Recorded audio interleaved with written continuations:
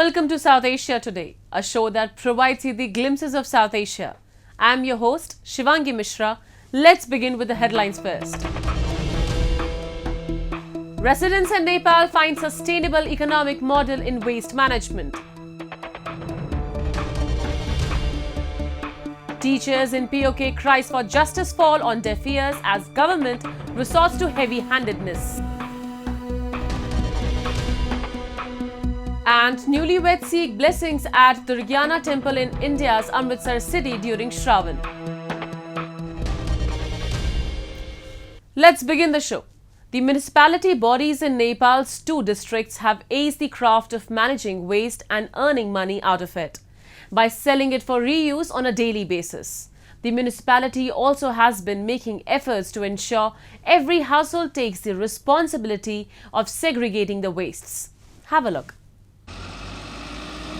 Waste management has been a painstaking task for the government of Nepal, but 2 local residents in the Himalayan nation have come up with a craft to manage the garbage, degradable and non-degradable, involving the locals. The Veling municipality of Siangja and Tilotama municipality of Rupandehi district has pioneered the craft of managing waste turning into a fortune. Both the locals have been earning millions of rupees by utilizing the different kinds of waste produced on a daily basis. One of the residents of Veling municipality, which is 240 kilometers from Kathmandu, Tara Devi Subedi, runs a small hotel in a local administrative region with a population of roughly 50,000. Her business has been producing 2 buckets, about 10 liters, full of garbage on a regular basis.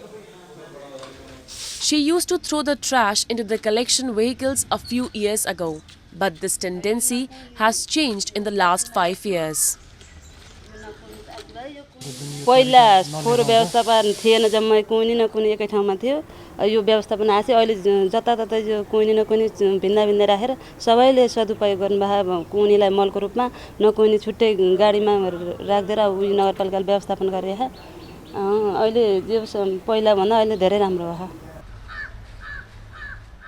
Once, households and businesses like that of Subedi, located inside the administrative area, segregate and send non-degradable wastes, it is led to Veling Municipality Cleanliness Center. 3 trippers labeled to collect the garbage as degradable and non-degradable roam round around the locality collecting the waste from businesses as well as the households. Upon arrival at the site, the trippers unload the wastes where the working shift further separates the 4 kinds of plastics, glasses, papers and other wastes packed and sold to local factories that reuse and recycle it. लगभग हामीसँग अहिले अब 80 देखि लिएर 1 करोडसम्म यसको हाम्रो आम्दानी हुन्छ. आम्दानी त्यति हुन्छ. त्यसमा कर्मचारीहरुको सबै व्यवस्थापनमा कटाएर लगभग हामीले 20-22 लाख रुपैयाँ जति हामीले अहिले बढाउन गर्न जम्मा गर्न अनि बचाउन सक्छौं. The local body has categorized the waste into 3 sections to make the locals easier to understand and makes its management more effective. Out of the 8 of 10 tons of waste produced on a daily basis, it is classified as degradable, non-degradable and glasses. The share of degradable waste among those produced on a daily basis stands at about 90%, which is mostly managed by the locals back in their home. Only 10% makes its way to the cleanliness center. Further at the cleanliness site, the non-degradable, usually the plastics, are classified onto 2 subcategories, recyclable and non-recyclable. वहाँ लगेर फोहोर वर्गीकरण गर्न सकिँदैन. काठमाडौँमा फोहोर वर्गीकरण छैन. हामी जाँदा हेर्छौँ नि फोहोर सबै फोहोर एउटै बकेटमा हुन्छन्. त्यसले गर्दाखेरि त्यो डम्पिङ साइडमा लगेर फ्याँक्ने भन्दा अरु उपाय छैन. र यो फोहोर त डम्पिङ साइडमा लगेर फ्याँकेर कति दिन समस्या समाधान हुन्छ र? हुँदैन नि यो त. एउटा फ्याँक्दा एउटा पहाड बन्ला, फेरि अर्को पहाड बन्छ. यसलाई त रियुज गर्नै पर्यो. रियुज गर्न सकियो भने त यसबाट त प्रशस्त मनग्गे चाहिने आम्दानीको स्रोतको रूपमा पनि लिन सकिन्छ नि त भोलि. अहिले त हामीले यो फोहोरबाट हुने आम्दानीलाई हामीले फ्याँकिरहेछौँ. फोहोरलाई त मोर बनाउन सकिन्छ, हरेक फोहोर चाहिने त्यसमा चाहिने के चाहिने रियुज हुन्छ, पुनः प्रयोग हुन्छ, जे पनि पुनः प्रयोग हुन्छ। Though the local municipality that lies in Gandki province has been segregating and selling off the waste, it is due to procure the machineries to recycle the wastes on its own. Bidding to procure the machineries has been completed as the municipality plans to produce 24 different kinds of products from the waste it has been segregating in the present days. The municipality also has been making efforts to ensure every household takes the responsibility of segregating the wastes. Waste materials from households are collected only after degradable and non-degradable are separated. If anyone denies to follow it, the house is penalized with a fine of 500 Nepali rupees. To ensure proper utilization of degradable wastes, the municipality through cooperatives has distributed compost bins to the households where manures are produced, used as well as sold in the market. The production of manures also has reduced the dependency on chemical fertilizers, which at seasons become scarce. Let's now talk about the persecution of minorities in the Islamic Republic of Pakistan. When this country was carved out of India in 1947, the population of non-Muslims was around 23%. Today, it is somewhere between 3 to 4%. Despite this drastic decline, the Pakistan government has failed to protect the people from the minority community.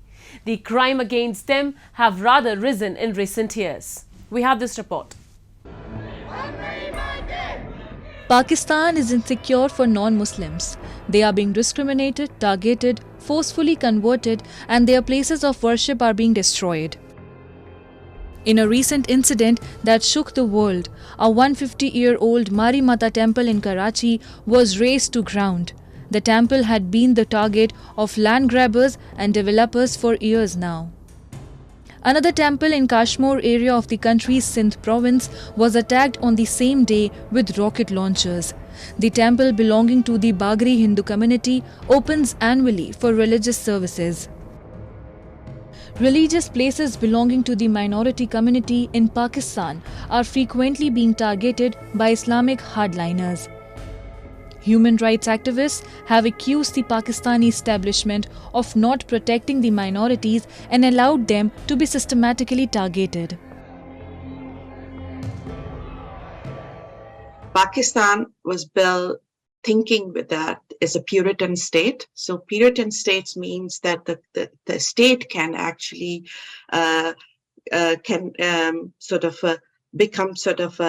use religion as a control the people, and mindset and the growth, the whole thinking about the people can be controlled by the religion. So the dominating or establishment, I call it, in our Pakistan, in our country, is generally military. Military is the most powerful institute within the state, and they are the establishment. And for them, using religion as a weapon to control the people. And so they have changed the whole country's mindset by the education system, by the cultural mindset, to make it that they can make people can stop thinking better, people stop modernizing and secular. Inherently, the people of Sindh, people of Balochistan or Punjab or the other states, they inherently are people secular. They are not sort of hostile people.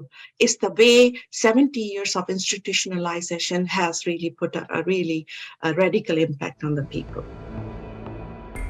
Not just Hindus, the Sikhs, Christians, Ahmadiyas, and other religious minorities in Pakistan are facing persecution.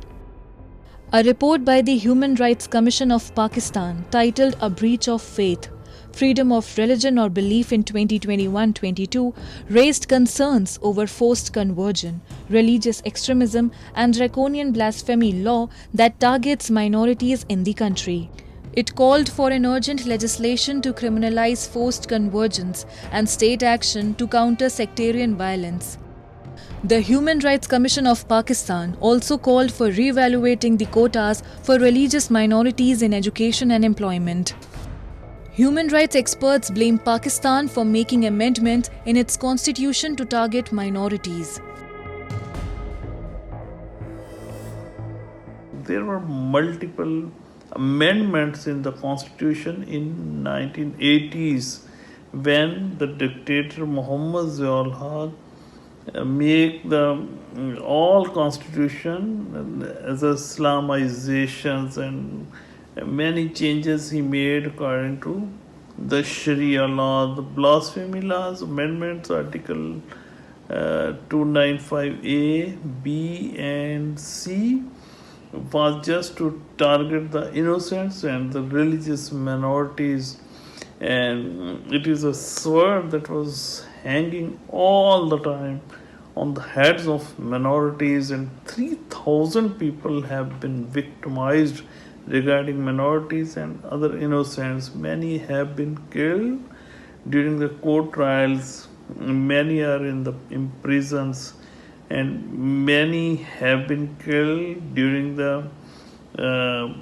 just a lagging time, and even in the police stations they have been killed. A large number of political activists belonging to the minority community from Pakistan have been raising their issues on various international platforms.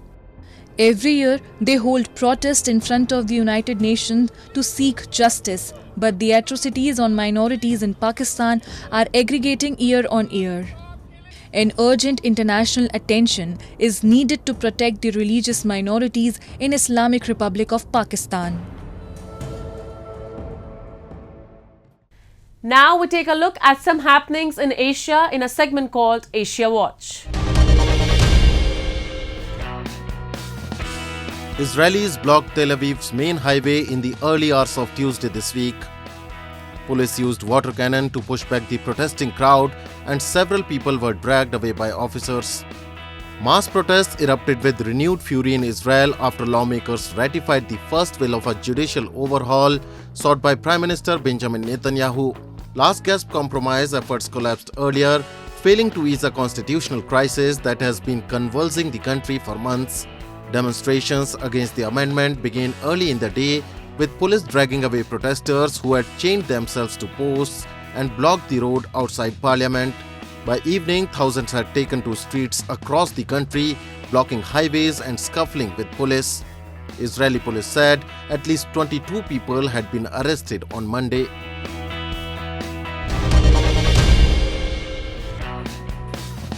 After years of hard work and huge investments to build their businesses, Afghan women were closing their beauty salons for good a day before the Taliban's ban on salon for women came into effect. With few other prospects for a livelihood, more than 60,000 women are likely to lose their jobs, and 12,000 beauty businesses are likely to shutter, according to industry estimates, putting further strain on an economy already in crisis. The Taliban's ban on beauty salons issued last month is the latest in a series of restrictions imposed on women in Afghanistan since it took control of the country 2 years ago during the chaotic withdrawal of US troops.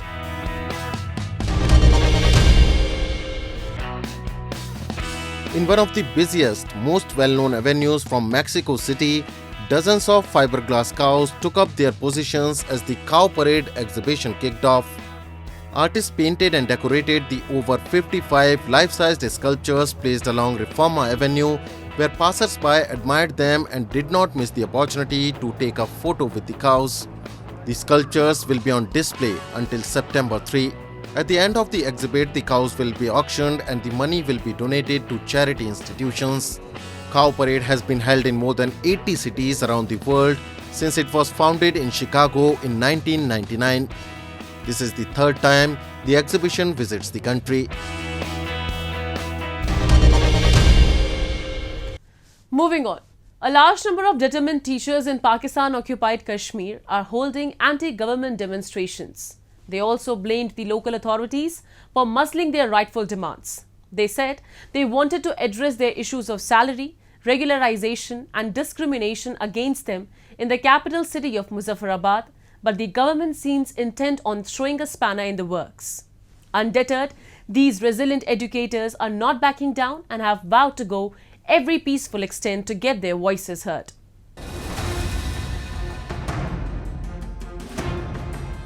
Teachers in Pakistan occupied Kashmir are determined to raise their voices for a long overdue cause. While they have been seeking equitable treatment at par with their equals in provinces of Pakistan. Another obstacle that has further strengthened their resolve is the government's apathetic attitude towards them. These teachers are committed to taking their movement and demands to regional capital Muzaffarabad. A cornered and scared system, however, has preempted their plans. The local administration, which is accused of operating on the instructions of Islamabad, has launched a brutal crackdown against those who are at the forefront of this campaign. Despite being given repeated assurances about the peaceful nature of the demonstration, the authorities arrested several of the senior teachers. हम मुजफ्फराबाद पहुंचने की भरपूर कोशिश करेंगे। हम अपने मुतालबे से पीछे नहीं हटेंगे। हम असातिज़ा इकराम हैं, हम पुरअमन हैं, हम पुरअमन ही रहेंगे इंशाअल्लाह ताला। हम कभी जो है किसी कानून को हाथ में नहीं लेंगे, लेकिन हमारा ये मुतालबा है कि हमें मुजफ्फराबाद तक जाने दिया जाए। इस तरह से जुल्म और सितम और इस तरह रास्ते बंद करना, जिस तरह हम कोई यहाँ के लोग नहीं हैं, यहाँ के बासी नहीं हैं, ये असातिज़ा इकराम हमारे माथे का जुमर हैं, ये सोसाइटी का फेस हैं। इनके लिए रास्ते खोले जाएं और इन्हें मुजफ्फराबाद जाने दिया जाए। हमारा प्रोग्राम है, हम इंशाअल्लाह ताला मुजफ्फराबाद जाएंगे और वहाँ से हम अपनी बात जो है वो ज़रूर करेंगे। The local administration has employed every tool in the kit to contain the consistently compounding popularity of this campaign. Senior teachers and leaders were arrested on trumped-up charges. Demonstrators say it was a tactic designed to intimidate them, and it has proven to be a blessing in disguise, for they are even more determined to fight for their rights. The appeal to join in protest against the government has resonated with young and old alike, and everybody is supporting the movement. Women are coming up in large numbers to actively lend their support. तो आप लोगों से request कर रही हूँ कि आप तमाम ख़वातीन और हज़रात अपने स्कूल टीचर ऑर्गेनाइजेशन के जो अहदेदारान हैं और जो हमारे बाकी असातिज़ा इकराम गिरफ्तार हुए हैं उनकी मरकज़ी की भरपूर मज़म्मत करें और आप तमाम ख़वातीन और हज़रात जो हैं वो मरकज़ी सदर की जो कॉल जो है गिरफ्तारी से पहले किया उसी को बरकरार समझें। The region of Pakistan-occupied Kashmir has faced discrimination of one form or the other for decades. People have resisted and raised demands for equality. The authorities, however, have been least bothered about their concerns. In fact, they have gone overboard to muzzle the voice of rightful demand and resistance. The story of teachers is developing on the same line. It would be historic if it means a different fate. The month of Shravan is considered to be the most sacred period for worship. In order to receive blessings from Goddess Durga, the newlyweds visit India's Amritsar city's Sri Durgyana temple in the monsoon month of Shravan. During this time, newlywed women embellish themselves with floral jewelry assisted by their spouses. Let's take a glance. The city of Amritsar in India is the home to the world's most sacred pilgrimage site among the Sikh community, the Golden Temple. Although it is popularly known as a land of Sikhism, the city flaunts a wide variety of cultural influences. Sri Durgyana Temple in Amritsar, although it's a center for Hinduism, it draws a stark similarity with Golden Temple. Revered among Punjabi Hindus and Sikhs alike, the temple derives its name from the Hindu goddess Durga. As per the Hindu lunar calendar, the month of Sawan is considered the most sacred period for worship and several other religious activities. The newlyweds in Punjab and from outside the state visit the Sri Durgyana temple every year to seek blessings from the goddess. During the auspicious month, the newlywed women adorn flower-inspired jewelry. The men assist their wives in putting on their flower jewelry after they select the design. The antique Radha Krishna sculpture in the temple is where newlyweds bow their heads and pray for a blissful married life. As a new bridal, यहाँ पे श्रृंगार होता है सावन के महीने में, तो मैंने भी अपनी फैमिलीज़ के साथ यहाँ पे श्रृंगार किया है। मुझे बहुत अच्छा लग रहा है। मैं स्पेशली चंडीगढ़ से यहाँ आई हूँ मैं चंडीगढ़ रहती हूँ। यहाँ हम लोग स्पेशली श्रृंगार के लिए आए। हम यहाँ सावन का त्यौहार मनाने आए हैं, दुर्गाना मंदिर में। सावन में फूलों का श्रृंगार बहुत अच्छा लगता है, गहनों के श्रृंगार से ज़्यादा अच्छा लगता है। न्यूली मैरिड कपल अपनी फ्यूचर लाइफ के लिए आशीर्वाद लेने जाते हैं कि सब अच्छे से रहे। Sri Durgyana temple in the city is considered a religious site for centuries. The massive, wonderfully sculpted silver doors that have the incarnations of Vishnu and other gods etched on them are what give the temple its other name, Silver Temple. All day long, bhajan kirtans are performed inside the temple and the worshippers participate and enjoy the ambience.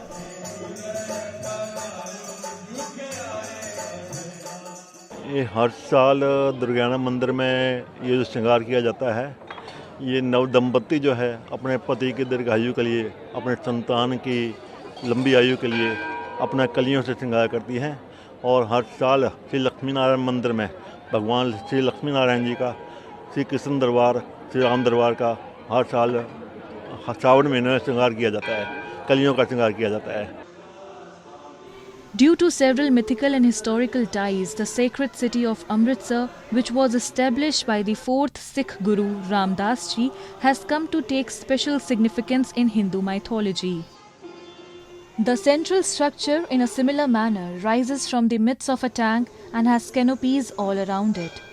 A well-known repository of Hindu scriptures in the temple is everywhere, from its walls, pillars, corridors, and most evidently in the hearts of the pilgrims. It's time for me to wrap up today's episode. We'll be back next week at the same time. This is Shivangi Mishra signing off on the behalf of the entire production team of South Asia Today. Goodbye and take care.